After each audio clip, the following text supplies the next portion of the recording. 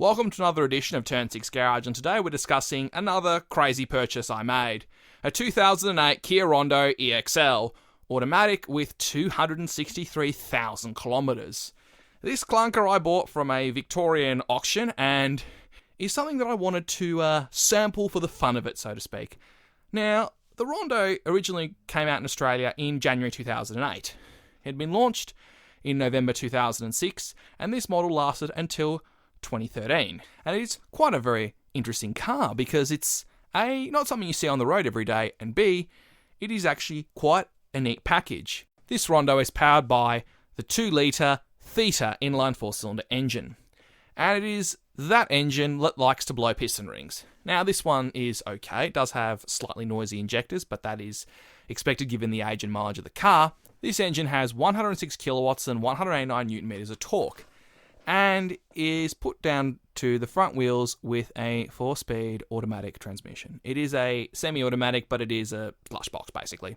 You can have the Rondo with a 5-speed manual, which is the option I would prefer, but very few buyers originally wanted this. So the Rondo is fundamentally a practical car. It's something that's quite comfortable to sit in, or the seats are a little bit worn on this car in terms of foam and cushioning.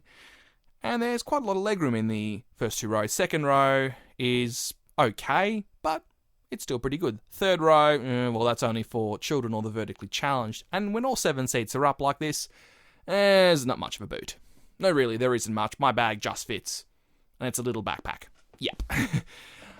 However, one thing I can say about the Rondo, it is actually quite a decent looking car. I actually really like the look of this thing. I know I'm kind of weird and obtuse, but I actually think it's aged very well. So what is the Rondo like to drive? Well, it drives okay, you could say. It's not the most dynamic car in the world. If anything, it's quite not sporty. It's a bit top heavy. It's a bit understeery.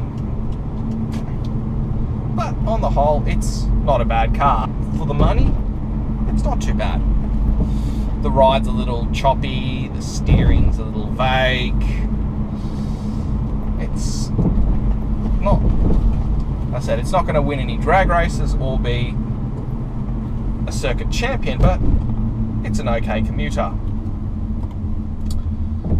So, one thing I do really like about the Rondo on the move is the interior and the controls.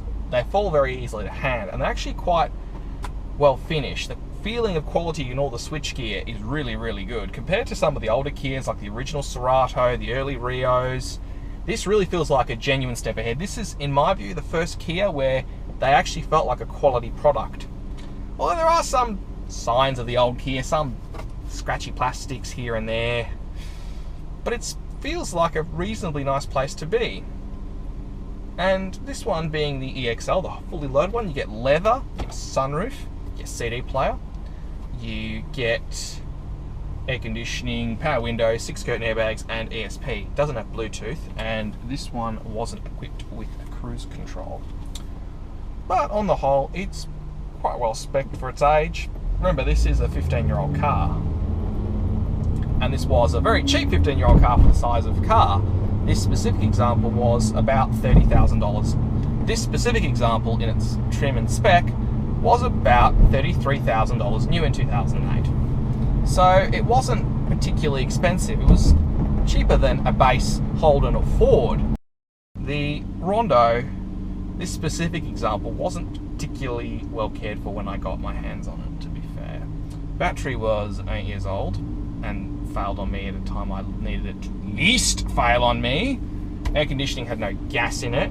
The interior looked like a bomb had gone off in it, or lots of children.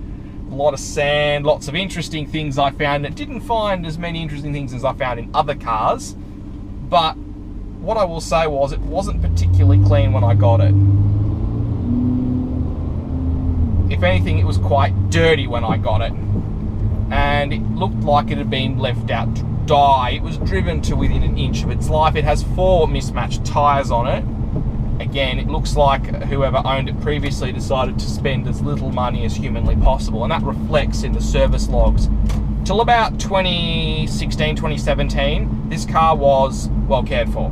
It was serviced on time by the same mechanic in southeastern Victoria. Now, that changed when it seemed to change hands in 2018, because it had 2018 big plates when I got it. Its 18 plate suggested that it changed hands, I would say about 130,000 Ks, and the previous owner went and stuck another 130,000 Ks in under 5 years. So, in my eyes at least, the previous owner drove it, and drove it, and drove it, and drove it, and drove it, and drove it until, well, she couldn't really drive it anymore. No, she went and bought another car because the air conditioning probably failed, and it was traded in the middle of summer. So that probably makes a lot of sense. To put it this way, the enemy of buying a second-hand Rondo is not so much the car, although poor maintenance can make these things a lot more difficult to fix and difficult to deal with than others, particularly the injectors and the big end bearings going on poor examples. But one thing I can definitely say for sure with this car was it only had not even a quart of oil left in it. Literally the tip of the dipstick was all the oil this car had left when I got it. Yup. Kinda says it all, does it not, about the previous owner. One thing I wish this had was the optional manual gearbox. You can buy a Rondo with a 5-speed manual, and I might do that one day.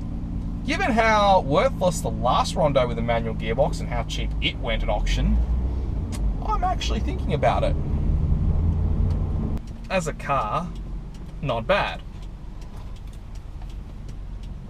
But in the jungle of the second-hand car market, should you seek out a Rondo, well, if you're after a practical little runabout, I can think of a lot worse cars than this. There are certainly a lot better cars than this, but these are quite cheap because they're relatively underappreciated. So it's an okay car to drive, it's reasonably spacious, it's reasonably practical. It looks okay. It's reasonably reliable if you look after it, and it's quite good value for money. So, definitely something you should think about when looking for a second-hand SUV or MPV. Now, in Australia, we didn't get the 2.4 or the 2.7 Rondos, which I kind of feel annoyed about. I'd love to have known what a manual 2.7 UN Rondo would be like in terms of performance. That would be interesting. But we only got the 4-cylinder one because we had the base 2.7 Carnival. And they also came as manual too, so who knows, maybe I'll get my hands on one of them as well. But it's been good having the UN Rondo as a sort of second car to play with.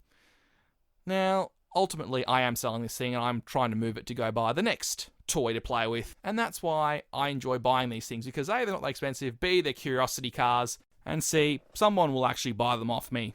I'm more or less looking to have as much fun as I can with as many shitboxes as humanly possible.